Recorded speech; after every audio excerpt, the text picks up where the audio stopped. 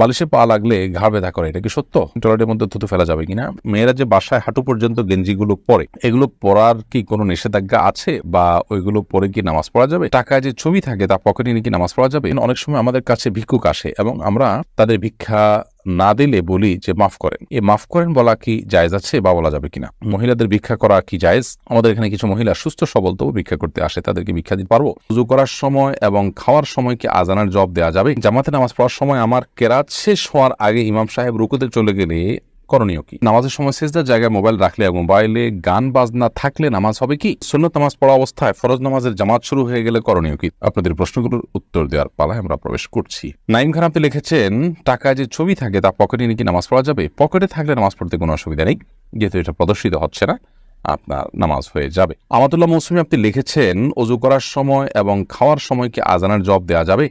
ওযু করার সময় এবং আপনার খাওয়ার ফাঁকে আজানের জবাব আপনি দিয়ে দিতে পারেন, কিন্তু ওযু করার সময় আজানের জবাব দিতে আবার যেন আপনার পানি অপচয় না হয়, অনেক দীর্ঘ সময় নিয়ে আপনি পানি ঢাললেন, ব্যাপারটি এরকম যেন না হয়, সে বিষয়টি আপনি লক্ষ্য রাখতে হবে। আব্দুল ওয়াহিদ রিমন আপনি লিখেছেন, মা বাবা মারা যাওয়ার পর তাদের ছবি সংরক্ষণ করলে এবং মনে হলেই সেটা দেখলে কি মৃত মা বাবার কোনো গুনাহ হবে? যদি ব্যাপারটি এরকম হয় যে ছবি আগে থেকে করা ছিল এবং এটা হয়তো কোনো ডকুমেন্ট হিসাবে করা আছে, সেটা আপনি বারবার দেখলেন, অসুবিধা নেই। আর যদি এটা ভার্চুয়াল হয় তাহলে সেটা আপনি দেখতে পারেন, আদারওয়াইজ আপনার সেটা আপনার জন্য জায়েজ হবে না। বিশেষ করে টাঙিয়ে রাখেন, ঝুলিয়ে রাখেন, সেটা প্রদর্শন করে রাখেন, এটা তার কোনো প্রয়োজনীয় নয়, অতএব এটা আপনার জন্য কিন্তু জায়েজ হবে না। ফারুক হোসেন আপনি লিখেছেন, সুন্নত নামাজ পড়া অবস্থায় ফরজ নামাজের জামাত শুরু হয়ে গেলে করণীয় কি? সুন্নত নামাজ খুব দ্রুত শেষ করবেন, করে জামাতে শামিল হবেন। আর শুরু হবে নামাজ যদি আপনি জানেন অল্প সময়ের মধ্যে, তাহলে সেক্ষেত্রে সুন্নত নামাজ শুরু করবেন না, কারণ নবী করিম সাল্লাল্লাহু আলাইহি ওয়াসাল্লাম তিনি বলেছেন, ইদা উকিমাতিস সালাতু ফালা সালাতা ইল্লাল মাকতুবা, সালাতের কিয়ামত যখন শুরু হবে তখন কোনো নামাজ শুরু করবেন না। আর ওলামায়ে কেরাম অবশ্য বলেন যে আপনি সুন্নত নামাজ শুরু করেছেন মাত্র, এর মধ্যে একামত শুরু হয়ে গেল, তাহলে নামাজ ছেড়ে দিয়ে আপনি জামাতে শামিল হয়ে যাবেন। এই যে হাদিসে বলা হয়েছে যে ফরজের একামত দেওয়া হলে আর কোনো নামাজ নেই, এই কারণে আপনি এই কাজটি করবেন, তারা বলেন।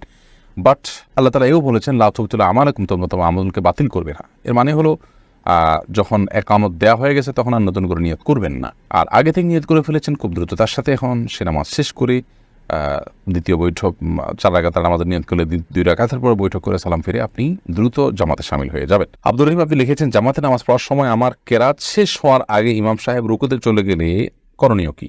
করণীয় হলো খুব দ্রুততার সাথে কেরাতকে শেষ করে তারপর আপনি রুকুতে শামিল হয়ে যাবেন। অথবা ধরুন আপনি সূরা ফাতিহা পড়ছেন, তো সূরা ফাতিহাতে আপনি মাঝামাঝি আছেন, তাহলে সেক্ষেত্রে যেটুকু আছে এটুকু দ্রুত পড়ে চলে যাবেন সিজদাতে, রুকুতে। কিংবা যদি এমন হয় যে আপনি একেবারে এমন পর্যায়ে আছেন যেখান থেকে আসলে শেষ করতে পারবেন না, তাহলে রুকুতেই চলে যাবেন আপনি। যদি এমন হয় যে আপনি রুকুতে শেষ করতে করতে রুকু আর পাবেন না একেবারেই, তাহলে আপনি রুকুতে চলে যাবেন ওই অবস্থায়। মুদা আক্তার আপনি লিখেছেন, আমি অর্ডারে জামা কাপড় তৈরি করি, জামা কাপড় বানানোর শেষে অতিরিক্ত টুকরো কাপড় রেখে দিলে কি আমার গুনাহ হবে? এই প্রশ্ন উত্তর হলো যে যারা দর্জির কাজ করেন তারা মানুষের কাছ থেকে যে কাপড় নেন জামা তৈরি করার জন্য, পোশাক তৈরি করার জন্য, সেই কাপড়ের যদি অতিরিক্ত কোনো টুকরো থাকে, সেই টুকরোটা যদি এত ছোট হয় যে সাধারণত কাপড়ের মালিকের সেটার কোনো ডিমান্ড থাকে না, তাহলে সেটা তো আপনি রেখে দিতে পারেন, কোনো অসুবিধা নেই। কিন্তু যদি টুকরাটা দিয়ে কিছু একটা হবে এবং কাপড় মালিকের কিছু হতে পারে বা একটু তুলনামূলকভাবে ফেলে দেওয়ার মতো কাপড় নয়, তাহলে সেক্ষেত্রে এটা মালিককে ফেরত দেওয়া উচিত, কিংবা তাকে বলা উচিত যে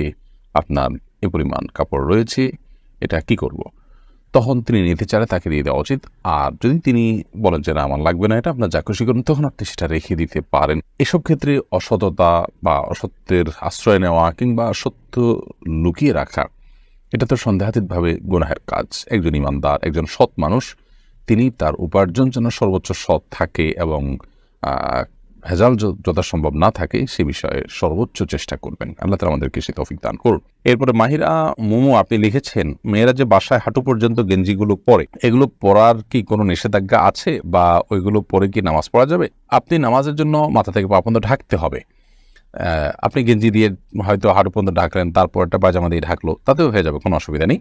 আর বাসায় এখান থেকে যদি পড়েন, সেখানে আপনার স্বামী থাকলে তিনি দেখলেন, অথবা মা বাবা আছেন, কিন্তু তাদের সামনে আপনার শরীরের কোনো অংশ যেটা আপনার প্রদর্শন করা জায়েজ নয় সেটা প্রদর্শন করলেন না, তাহলে সেক্ষেত্রে গেঞ্জি হয়তো খুব বেশি লম্বা নয়, শুধু হাঁটু পর্যন্ত বা হাঁটু সমান নিচ পর্যন্ত জায়েজ আছে। এরপরে যেহেতু আপনার পাজামা আছে, অন্য পোশাক আছে, উপরে হয়তো ওড়না আছে, তাতে অসুবিধা নেই ইনশাআল্লাহ। তার বালিশে পা লাগলে ঘাড় ব্যথা করে, এটা কি সত্য? বালিশে পা লাগলে ঘাড় ব্যথা করে, এটা কোনো অথেন্টিক কথা নয়, না এটা অভিজ্ঞতার আলোকে প্রমাণিত না, এটা কোরআন হাদিসের আলোকে কোনো কথা, এটা একরকম কুসংস্কারের জন্য কথা। তবে এটা যারা বলেছেন মুরব্বীরা, আমার মনে হয় যে তারা হয়তো বা অনেক ছেলে পেলে আছে যারা বালিশের পা লাগায়, ইচ্ছাকৃত দুষ্টামি করে, তাদেরকে বাঁচানোর জন্য বা তাদেরকে থামানোর জন্য হয়তো এই ধরনের কথা নিজেরা বানিয়ে নিয়েছেন। শিয়াউদ্দিন লিখেছেন টয়লেটের মধ্যে থুতু ফেলা যাবে কিনা। জি, অবশ্যই থুতু ফেলা যাবে, তবে যত্রতত্র ফেলে মানুষের বিব্রত হওয়ার কারণ যেন না হয় সেদিকটা খেয়াল রাখতে হবে। এরপরে শাহাদাত হোসেন লিওন আপনি জানতে চেয়েছেন দোয়া কবুল হওয়ার প্রধান শর্তগুলো কি কি। দোয়া কবুল হওয়ার জন্য মৌলিকভাবে কয়েকটি শর্ত রয়েছে। এর ভিতরে সবচেয়ে বড় শর্ত হলো যে হালাল উপার্জন থাকতে হবে, হালাল উপার্জন, হালাল বক্ষণ থাকতে হবে। আপনার শরীরটা হারাম দ্বারা গঠিত হলে দোয়া কবুল হবে না। আপনি সেই হারাম থেকে মুক্তির যে পদ্ধতি আছে সেই পদ্ধতি অবলম্বন করে চেষ্টা করতে হবে মুক্তি লাভের, তারপর ইনশাআল্লাহ আপনি দোয়া কবুলের জন্য আল্লাহ তাআলার কাছে আপনি ট্রাই করবেন এবং দোয়া করবেন। দ্বিতীয়ত, দোয়া কবুলের জন্য তাড়াহুড়া করা যাবে না, অর্থাৎ দোয়া করে আল্লাহ দোয়া কবুল করে নেন, হচ্ছে না কেন এর জন্য অস্থির হওয়া, এটা করা যাবে না, বরং অপেক্ষা করতে হবে এবং আশা করতে হবে, বিশ্বাস রাখতে হবে যে আমি দোয়া শর্ত যদি পূরণ করে থাকি তাহলে অবশ্যই এ দোয়া আমার কবুল হবে। সেটা আমার জন্য যখন কল্যাণে, তখন আল্লাহ তাআলা আমার কাঙ্ক্ষিত জিনিসটা দিতে পারেন, কাঙ্ক্ষিত জিনিস না দিতে তার চেয়ে ভালো কিছু দিতে পারেন, আখিরাতের জন্য সব দিতে পারেন। 3 ভাবের কোনো একটা পদ্ধতিতে আমার দোয়া কবুল হতে পারে, এই জন্য তাড়াহুড়া করা যাবে না। এটিও দোয়া কবুলের অন্যতম প্রধান শর্ত। আর আরেকটি দোয়া কবুলের শর্ত হলো হারাম এবং নাজায়েজ কাজে দোয়া করা যাবে না, অন্যায় কিছু আল্লাহর কাছে চাওয়া যাবে না দোয়ার মাধ্যমে। নবী করিম সাল্লাল্লাহু আলাইহি ওয়াসাল্লাম বলেছেন, বান্দা যখন আল্লাহর কাছে দোয়া করে তার সমস্ত দোয়া কবুল হয়ে যায় মালাম ইয়াস্তাজিল, যতক্ষণ পর্যন্ত সে তাড়াহুড়া না করে অথবা কোনো পাপের কাজের দোয়া যদি না করে। নাজমুল হাসান শান্ত আপনি লিখেছেন, মহিলাদের ভিক্ষা করা কি জায়েজ? আমাদের এখানে কিছু মহিলা সুস্থ সবল তবু ভিক্ষা করতে আসে, তাদেরকে ভিক্ষা দিতে পারবো? কেউ চাইলে আপনি তাকে কিছু দিতে পারেন, না দিতে পারলে ধমক দিবেন না। ওয়াম্মা সায়রা ফালা তানহার বলেছেন, যারা চায় তাদেরকে ধমক দিও না, তবে তাদেরকে ধমক না দিয়ে বুঝিয়ে দিতে পারেন সুন্দর করে যে আপনি ভিক্ষার হাত প্রসারিত না করে কাজ করুন।